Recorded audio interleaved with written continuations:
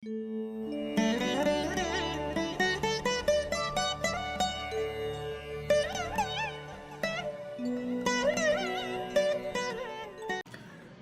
நேயர்கள் அனைவருக்கும் இனிய நல்வாழ்த்துக்கள். எல்லோரும் நன்றாக இருப்பீர்கள். இப்பொழுது ஜூன் மாதம் 23ஆம் தேதி திங்கட்கிழமையிலிருந்து ஜூன் மாதம் 29ஆம் தேதி ஞாயிற்றுக்கிழமை வரையிலான இந்த வாரத்தில் மேஷம் முதல் மீனம் வரையிலான 12 ராசிக்காரர்களுக்கு எப்படி இருக்கும் அப்படிங்கிறத பார்த்துடலாம். முதல்ல மேஷராசிக்காரர்களுக்கு நல்ல மாதமாக இந்த மாதம் அமையும். செவ்வாய் ஏற்கனவே 5ஆம் இடத்துல வலுவான ஒரு அமைப்பில் தான் இருக்கிறாரு. பெரிய கஷ்ட நஷ்டங்களை கொடுக்கக்கூடிய நிலைமையில் இல்லை. பாக்கியாதிபதி பாக்கியத்தை பார்ப்பது என்பது ஒரு மிகப்பெரிய யோக அமைப்பு. அதே போல் இந்த வாரத்தில் கடைசி நாள் தான் உங்கள் ராசியில் இருக்கக்கூடிய சுக்கிரன் மாறுகிறார். ராசி சுபத்துவமாக இருப்பது என்பது ஒரு நிலையில் நல்ல அமைப்பு.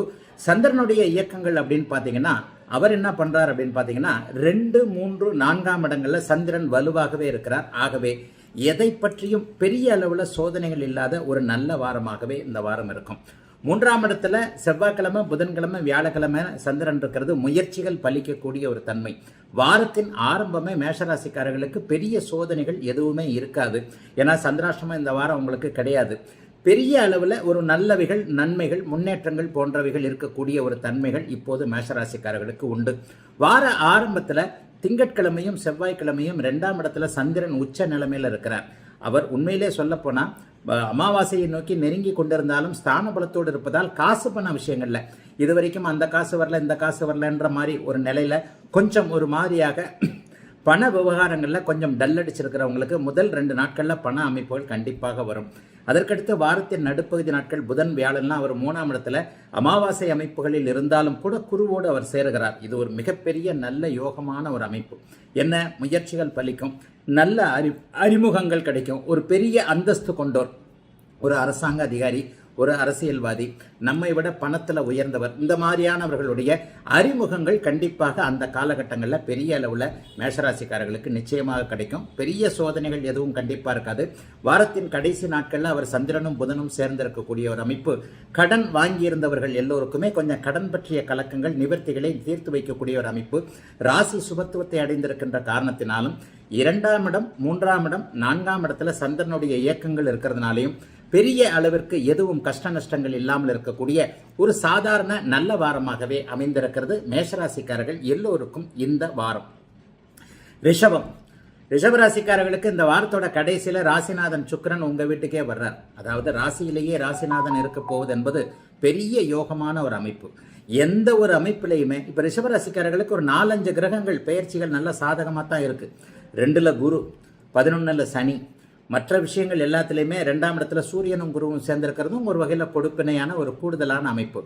இந்த வாரத்தின் கடைசியில் ஞாயிற்றுக்கிழமை போல சனிக்கிழமை, ஞாயிற்றுக்கிழமையில் சுக்கிரன் வேறு உங்கள் ராசிக்கே மாறுவது என்பது மிகப்பெரிய யோக அமைப்பு. வார ஆரம்பம் இந்த வாரம் முழுவதும் 1, 2, 3 ஆகிய இடங்களில் சந்திரன் இருக்கிறார். அமாவாசையில் இருந்தாலும் 2ஆம் இடத்துல அவர் சூரியனோடு குருவோடு சேர்ந்திருக்கக்கூடிய அமைப்புகள் மிகப்பெரிய நிறைவான அமைப்புகள். ஆக ரிஷபராசிக்காரர்களுக்கு பெரிய கஷ்ட நஷ்டங்கள் இப்போது கண்டிப்பாக இருக்காது. எதையும் சாதிக்கக்கூடிய அமைப்புகள் இருக்கிறது. இந்த வாரத்திலிருந்தே மனசில் வச்சுக்கோங்க, ஒரு 20 நாளைக்குள்ள உங்களுக்கு நினைச்சது நடக்கக்கூடியது வயதிற்கேற்றார் போல நடக்கும். ராசிக்கு ராசிநாதன் வருவது, சுபராகி வருவது என்பது சாதாரணமான விஷயம் இல்லை. ஒரு வருஷத்துக்கு ஒரு தடவை தான் உங்களுடைய ராசிநாதன் உங்களுடைய ராசியிலே ஒரு 20 நாட்களுக்கு இருப்பார். அது இந்த வாரத்தின் இறுதியில் ஆரம்பிக்குது, ஞாயிற்றுக்கிழமை போல ஆரம்பிக்குது. அப்ப இந்த வாரத்திலேயே உங்களுக்கு ஒரு மாதத்திற்குள்ள நிறைய விஷயங்கள் முடியறதுக்கான ஃபவுண்டேஷன்கள் கண்டிப்பாக உண்டு. என்ன அவங்கவுங்க வயதிற்கேற்றார் போல நினைச்சிருக்கிறீங்களோ அந்தந்த ஃபவுண்டேஷன்லாம் இப்போது ரிஷபராசிக்காரர்களுக்கு நடக்க போகுது. திருமணம் நடக்க போகுது, புத்திரபாக்கியம் கிடைக்க போகுது, நல்ல வேலை கிடைக்க போகுது, நல்ல தொழில் கிடைக்க போகுது. எந்தெந்த இடத்துல ஏமாந்தீங்களோ அந்த இடத்துலலாம் ஏமாற்றங்கள் நீங்கி நல்லவைகள் நடக்கக்கூடிய அமைப்பு. மிக மிக முக்கியமாக ஆண் பெண் உறவுகள் நன்றாக இருக்கக்கூடிய தன்மை. காதல் என்பது ஒரு நிலையில நீடிக்கக்கூடிய ஒரு தன்மை. பிரேக்கப் ஆகி போயிடும் அப்படின்ற மாதிரியான எண்ணங்கள் இருந்தவங்க அல்லது புதிய உறவுகள் வரக்கூடிய ஒரு நிலைமை, இவர்தான் கணவர் இவர்தான் மனைவி என்பது அடையாளம் காட்டப்படக்கூடிய நிலைமைன்னு ரிஷபராசிக்காரர்களுக்கு நான் நல்லதுகளை அடுக்கிக்கிட்டே போவேன். பெரிய அளவில் ஒரு 90% ரிஷபராசிக்காரர்கள் நன்றாகத்தான் இருக்கிறீர்கள். ஒரு 10% தான் கால ஜாதக அமைப்பின்படி கொஞ்சம் கஷ்ட நஷ்டங்கள் இருக்கும். அவங்களுக்கு கூட இந்த வார கடைசியில இருந்து ஒரு 20 நாட்களுக்குள்ள நீங்கள் நினைத்தது நடக்கக்கூடிய அமைப்புகள் சர்வ நிச்சயமாக உண்டு. ஆகவே பெரிய அளவில் சோதனைகள் எதுவும் இல்லாமல் நல்லவைகள் மட்டுமே அதிகமாக நடக்கக்கூடிய சந்திராஷ்டம அமைப்புகள் எதுவும் இல்லாத ஒரு இயல்பான ஆண் பெண் இருவருக்குமே எந்த வயதினராக இருந்தாலும் நல்லவைகள் நடக்கக்கூடிய யோக வாரமாகவே அமைந்திருக்கிறது ரிஷபத்தினர் எல்லோருக்கும் இந்த வாரம். மிதுன ராசிக்காரர்களுக்கு ராசிநாதன் 2ஆம் இடத்தில் இருக்கிறார். இந்த வாரம் முழுவதும் யோகாதிபதியாகிய சுக்கிரன் 11ஆம் இடத்துல அந்த அவருடைய 5ஆம் வீட்டையே பார்க்கக்கூடிய அமைப்புகள் இருக்கிறதும் மிகப்பெரிய நல்ல அமைப்பு. ராசி புனிதத்தை அடைந்திருக்கிறது. 3ஆம் இடத்துல செவ்வாய் இருக்கிறார். பாபராகிய செவ்வாய் 3ஆம் இடத்துல கேதுவோடு சேர்ந்து சூட்சும உழன்ற ஒரு நல்ல இடத்துல இருக்கிறது. அண்ணன் தம்பி உறவுகள் நன்றாக இருக்கக்கூடிய தன்மை. கடந்த காலத்தில் அக்கா தங்கச்சி உறவுகளில் கொஞ்சம் சிக்கல்கள் இருந்த மிதனராசிக்காரர்கள் எல்லாருக்குமே அந்த தங்கை அக்கா உறவுகள் மிகப்பெரிய அளவில் நல்ல முன்னேற்றம் இருக்கக்கூடிய தன்மை. குறிப்பாக அக்காவால் ஏதாவது டிஸ்டர்ப் ஆனவங்க எல்லாருக்குமே அக்காவுடைய உன்னத உறவுகள் தெரியக்கூடிய அமைப்பு என மிதுன ராசிக்காரர்களுக்கு சகோதர மேன்மைகள் இருக்கக்கூடிய சுபமான நல்ல வாரமாக இந்த வாரம் அமைஞ்சிருக்கு. சிலருக்கு அரசாங்கத்தில் இதுவரைக்கும் இருந்து வந்த ஒரு அனுமதி கிடைக்காத நிலைமை, அரசு அதிகாரிகளால் டிஸ்டர்ப் ஆனவங்க எல்லாருக்குமே இனிமேல் அரசாங்கம் உங்களுக்கு உதவியாக இருக்கக்கூடிய அமைப்பு. அரசாங்கத்தில் உதவிகள் கேட்டிருந்தவர்கள் ஒரு அந்த தொகை வேணும், இந்த தொகை வேணும், ஒரு பட்டா வேணும், அது வேணும், இது வேணும்ட்டு மிதனராசிக்காரர்கள் யாராவது அரசாங்கத்தில் ஒரு அப்ளிகேஷன் கொடுத்துருந்தீங்கன்னா அந்த அரசாங்கத்தின் மூலமாக அரசு அதிகாரியின் மூலமாக நன்மைகள் நடக்கக்கூடிய அமைப்பு சர்வ நிச்சயமாக உண்டு. ஆகவே பெரிய அளவில் சோதனைகள் எதுவும் இல்லாத இந்த வாரம் சந்திராசிரமம் எதுவும் இல்லாத நல்ல வாரமாகவே இந்த வாரம் அமைஞ்சிருக்கு. வார ஆரம்பத்தில் சந்திரன் 12ஆம் இடத்துல, அதுக்கப்புறம் நடுப்பகுதியில் 1ஆம் இடத்துல, அப்புறம் 2ஆம் இடத்துல இருக்கிறாரு. 1, 2ஆம் இடங்கள் நல்லதாக இருக்கக்கூடிய அமைப்பு. ஞாயிற்றுக்கிழமை திங்கக்கிழமை செவ்வாய்க்கிழமை இந்த 2 நாளும் செலவுகள் அதிகமாக இருக்கும். ஏன்னா சந்திரன் விரயத்தில் போய் உட்கார்றாரு இல்லையா, செலவுகளும் அதிகமாக இருக்கும். அதற்கேற்றாற் போல பயணங்கள் இருக்கக்கூடிய சூழல்களும் இருக்கும். ஏதேனும் ஒரு நிலையில் சகோதரர்களால் செலவுகளும் திங்கட்கிழமையும் செவ்வாய்க்கிழமையும் இருக்கக்கூடிய தன்மைகள் உண்டு. சிலருக்கு ரொம்ப அலைச்சல் இருக்கும். கையிலேயே சாப்பாடை வச்சுக்கிட்டு அதை சாப்பிட்றதுக்கு இடம் இல்லாமல் வண்டியிலே சுற்றிக்கிட்டு தெரியக்கூடிய அமைப்பு திங்கட்கிழமை செவ்வாய்க்கிழமை உண்டு. அப்படியே புதன்கிழமை வியாழக்கிழமை வெள்ளிக்கிழமை இந்த 3 நாட்களும் பார்த்துட்டிங்கன்னா சந்திரன் குருச்சந்திர யோகத்தோடு அங்கே ராசியிலேயே அமர்ந்திருப்பது நண்பர்களால் உறவுகளால் இதுவரைக்கும் புண்பட்டு போன ஒரு மனதிற்கு ஆறுதலான சில விஷயங்கள் நடக்கக்கூடிய அமைப்பு. அதற்கடுத்து வெள்ளி சனி ஞாயிற்றுக்கிழமை, இந்த சனிக்கிழமையும் ஞாயிற்றுக்கிழமை 2ஆம் இடத்துல சந்திர புதன் சேர்க்கை ஏற்படுகிறது.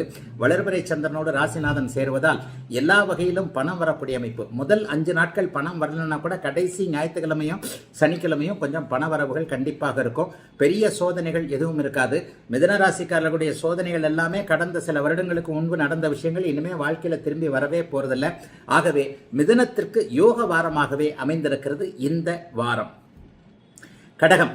கடகராசிக்காரர்களுக்கு வாரத்தின் ஆரம்பமே அற்புதம். அவர் தேய்பிரையாக இருந்தாலும் அமாவாசையை நோக்கி நெருங்கி கொண்டிருந்தாலும் வார ஆரம்பத்தில் திங்கட்கிழமை செவ்வாய்க்கிழமை 2 நாளும் உச்சம் என்கின்ற 11ஆம் இடத்துல வலுத்து இருக்கிற அமைப்பு அடைகிறார். அதுக்கப்புறம் 12ஆம் இடத்துக்கு வருவார். அதுக்கப்புறம் வார கடைசியில் சனிக்கிழமையும் ஞாயிற்றுக்கிழமையும் ராசியிலேயே கடகத்திலேயே ஆட்சி என்கின்ற வளர்பிறை அமைப்பில் வந்துடுவார். ஆக இந்த நாட்களில் இந்த வாரத்தில் பார்த்தீங்கன்னா வாரத்தின் முதல் 2 நாட்கள் உச்சம், வாரத்தின் கடைசி 2 நாட்கள் ஆட்சி என்கின்ற அற்புதமான நல்ல அமைப்பு. ஐயா 12ஆம் இடத்துல நடுப்பகுதியில் மறைஞ்சு அமாவாசை ஆகிறாரேன்னு பார்த்தா அப்போ கூட குருச்சந்திர யோகத்தில் சந்திரனோடு சேர்ந்திருக்கிறார். ஆக கடகராசிக்காரர்கள் பட்ட துன்பங்கள் எல்லாம் போய்விட்டன என்பதுதான் உண்மை. அதோட இந்த வார கடைசியிலிருந்து லாபாதிபதியாகிய சுக்கிரன் 11ஆம் இடத்திற்கு வருகிறார். அது உங்களுக்கு மிகப்பெரிய அமைப்பு. வியாபார பெருமக்கள், விவசாய பெருமக்கள், தொழில் முனைவோர்கள் எல்லாருக்குமே கடந்த காலத்தில் 2-2.5 வருஷமா இருந்து வந்த முன்னேற்றமே இல்லாத அமைப்பு, லாபங்களே இல்லாமல் இருந்த அமைப்புகள் எல்லாம் இப்போது அப்படியே படிப்படியாக பெரிய அளவில் மாறப்போகிறது. கடகராசிக்காரர்கள் எல்லாருக்குமே அஷ்டமச்சனியில் பட்ட துன்பங்கள் எல்லாமே கொஞ்சம் கொஞ்சமாக விலகி கொண்டிருக்கிறது என்பதுதான் உண்மை. ஆயிலே நட்சத்திரம் 3ஆம் பாதம் 4ஆம் பாத காரங்கள் மட்டும் கொஞ்சம் ஒரு மாதிரி இன்னும் அந்த அமைப்புகளை முன்னேற்றம் வந்திருக்கிறது என்கின்ற அமைப்புகளை உணராமல் இருக்கிறீர்கள். அவர்களுக்கு கூட கடகராசிக்காரர்களுக்கு இப்போ பெரிய அளவில் நல்லா இருக்கும். சந்திராஷ்டமம் அமைப்புகள்லாம் இப்போ நல்லா இல்லை. இந்த வாரம் சந்திராஷ்டம அமைப்புகள் இல்லை. 11, 12, 1ஆம் இடங்களில் சந்திரன் இருக்கும் பொழுது 12ஆம் இடத்தில் இருக்கும்போது விரைய செலவுகள் வரும். விரைய செலவுகள்னா என்ன? தேவையில்லாத ஒரு பொருட்களை வாங்கி அதன் மூலமாக கொஞ்சம் கஷ்ட நஷ்டங்கள் வரக்கூடிய அமைப்புகள் உண்டு. ஆகவே கொஞ்சம் பொறுமையாக இருங்கள். எல்லாவற்றிலும் ஒரு நிலைத்தன்மை இனிமேல் கடகராசிக்காரர்களுக்கு சர்வ நிச்சயமாக வந்துவிடும்.